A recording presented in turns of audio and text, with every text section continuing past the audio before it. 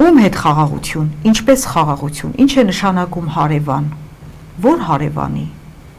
Թուրքիայի, որը իրագործել է մի ոճրագործություն և մնացել է անպատիժ, որի ծրագրում եղել և մնում է հայերի իսպառ ոչնչացումն ու Հայաստանի չգոյությունը, ինչ խաղաղություն, այդ ինչպես, ինչ եղանակով է հնարավոր խաղաղություն, ինչ եղանակով, մի հատ կարող ենք հասկանալ,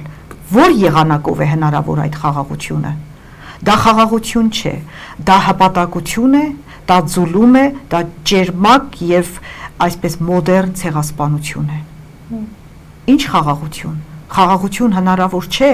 անպատիժ մնացածի հետ, խաղաղություն հնարավոր է, երբ այդ ոճրագործը ընդունել է իր մեղքը և հատուցման քայլերն է անում, միայն այդ ժամանակ է հնարավոր խաղաղություն, ինչպես է հնարավոր խաղաղություն, երբ մեր օրերում Արցախյան պատերազմը 100 տարի առաջ է տեղի ունեցել, չնայած դա ուրիշ պատմություն է, դա այդ պատերազմը հենց միայն նաև սրա համար արվեց, կազմակերպվեց, որպեսզի հետո մենք այնքան արնաքամ լինենք, որ խաղաղություն մեզ պարտադրեն, այսպես ասած, մուրանք,